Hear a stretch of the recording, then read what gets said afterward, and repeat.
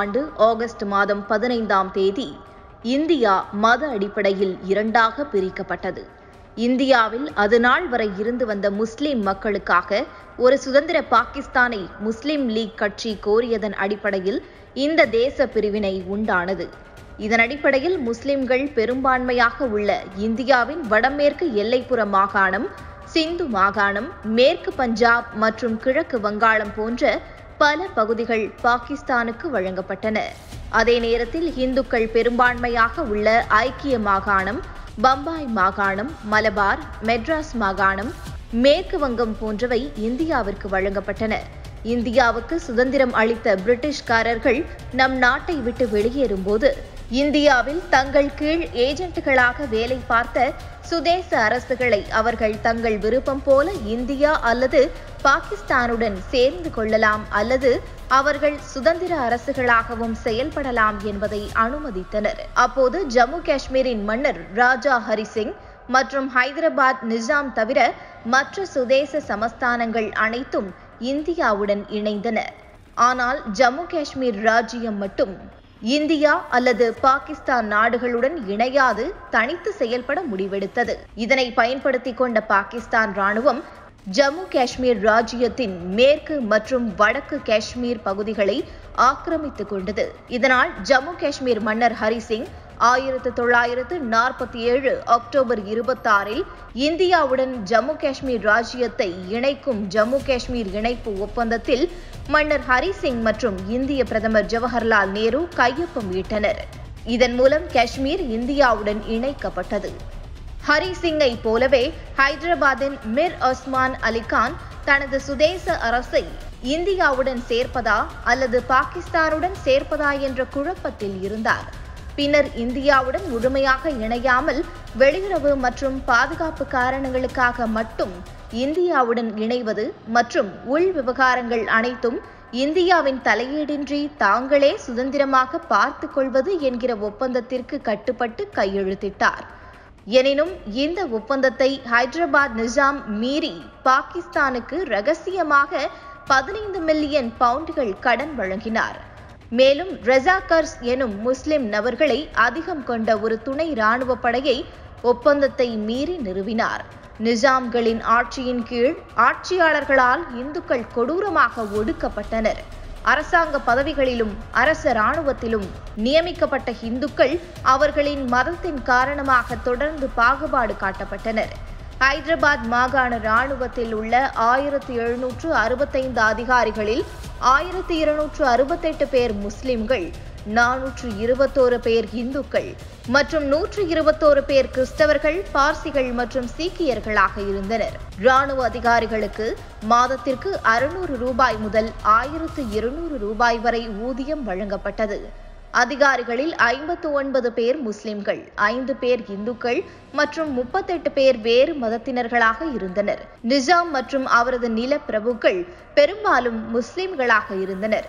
மாநிலத்தின் மொத்த நிலத்தில் 40% இவர்களுக்கு மட்டுமே சொந்தமாக இருந்தது. இது செல்வத்தை விநியோகிப்பதில் உள்ள சமத்துவமின்மையை காட்டியது.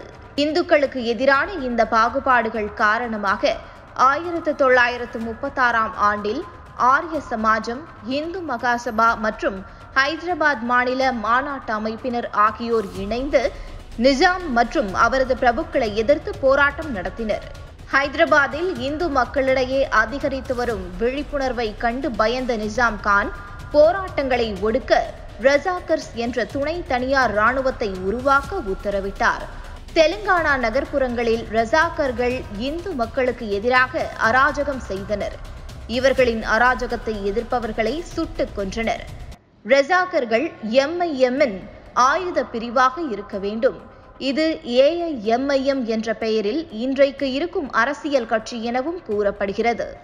1948 ஹைதராபாத் இந்தியாவில்தான் இருக்க வேண்டும் என்ற கருத்து இந்துக்கள் மத்தியில் பெருகி வந்த நிலையில் இந்த பொது கருத்தை விரும்பாத நிஜாம்கள் ரஜாக்கர்கள் படையை கொண்டு இந்து மக்களை கொடூரமாக ஒடுக்க உத்தரவிட்டனர். அப்போது காசிம் ரஸ்வி என்பவர் படைத்தலைவராக நியமிக்கப்பட்டார். ரஜாக்கர்கள் தங்கள் படையில் மேலும் 2 லட்சம் நபர்களை அதிகரித்தனர். அவர்களை கொண்டு தெலுங்கானாவில் இந்துக்கள் பெரும்பான்மையாக உள்ள கிராமங்களில் மக்கள் வீடுகளில் புகுந்து சோதனை செய்ததுடன் கொள்ளையும் அடித்தனர். 1948 ஆண்டின் தொடக்கத்தில் இருந்து ரஜாக்கர்கள் தங்கள் நடவடிக்கைகளை ஹைதராபாத் நகரத்திலிருந்து கிராமப்புறங்களுக்கு விரிவுபடுத்தினர்.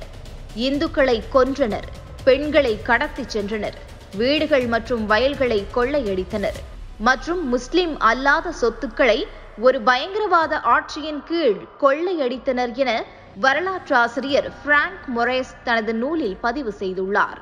அதேபோல சில பெண்கள் ரஜாக்கர்களால் கற்பழிப்பு மற்றும் கடத்தலுக்கு பலியாகினர். அடக்குமுறை நிர்வாகத்தால் நிகழ்த்தப்பட்ட கொடுமைகளை துணிச்சலாக தட்டி கேட்டு ஆயிரக்கணக்கானோர் சிறைக்கு சென்றனர். ரஜாக்கர்களின் செயல்பாடுகளால் ஆயிரக்கணக்கான இந்துக்கள் மாநிலத்தை விட்டு வெளியேறி பல்வேறு முகாம்களில் தஞ்சமடைய வேண்டியிருந்தது என்று மராத்வாடாவின் கீழ் நிஜாம்கள் என்ற தனது புத்தகத்தில் வரலாற்று ஆசிரியர் PV கேட் பதிவு செய்கிறார். தெலுங்கானா கிராமப்புறங்களில் 150க்கும் மேற்பட்ட கிராமங்கள் இஸ்லாமியர்களின் கொடுமைக்கு உட்பட்டன. மேலும் 40,000த்திற்கும் மேற்பட்ட பொதுமக்கள் தெலுங்கானாவில் இருந்து இந்தியாவின் மத்திய மாகாணங்களுக்குள் தஞ்சம் புகுந்தனர்.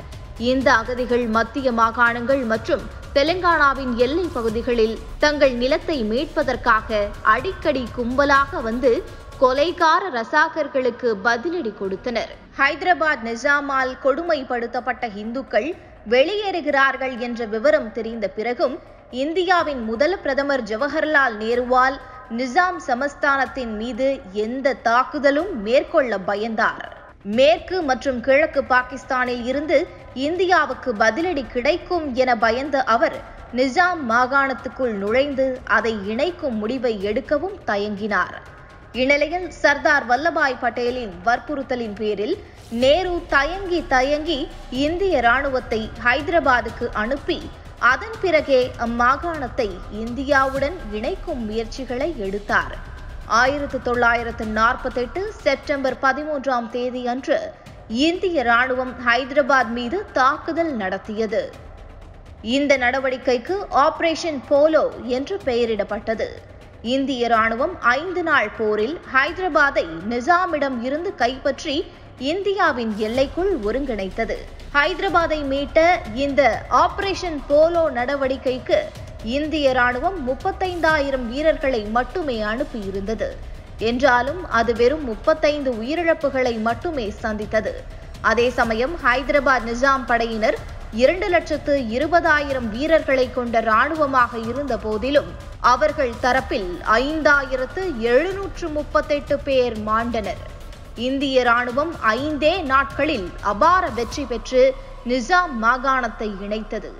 மிக மோசமான தோல்விக்கு பிறகு ஹைதராபாத் நிஜாம் இந்திய உள்துறை அமைச்சர் சர்தார் வல்லபாய் பட்டேலிடம் சரணடைந்தார். மேலும் ஹைதராபாத்தை இந்தியாவுடன் இணைக்க ஒப்புக்கொண்டார். இந்துக்களை அச்சுறுத்தி வந்த ரசாக்கர்களின் படைத்தலைவர் காசிம் ரஸ்வி 1948 முதல் 1957ஆம் ஆண்டு வரை சிறையில் இருந்தார். அதன் பிறகு அவர் பாகிஸ்தானுக்கு சென்று அடைக்கலம் பெற்றார். இந்திய படைகளிடம் தோல்வியடைந்த பின் ரஜாக்கர்களின் தலைவரான ரஸ்வி தனது ஆயுத பிரிவான MIM பொறுப்பை அப்துல் வாஹித் ஓவைசிக்கு வழங்கினார். இதனால் ஓவைசி குடும்பம் MIM அமைப்பை நடத்தி கொண்டு சில காலம் தள்ளியது. அதன்பின் MIM 1948ஆம் ஆண்டில் கொஞ்சம் காலத்திற்கு தடை செய்யப்பட்டது. அகில இந்திய மஜ்லிஸ்-இ-இத்திஹாதுல் முஸ்லிம், ஆங்கிலத்தில் ஆல் இந்தியா மஜ்லிஸ்-இ-இத்திஹாதுல் முஸ்லிமின் என்று மாற்றி இன்று வரை தேர்தலில் போட்டியிடுகிறது. இதன் தலைவராகவும் ஹைதராபாத் MP-யாகவும் அசாதுதீன் ஓவைசி உள்ளார் என்பது குறிப்பிடத்தக்கது.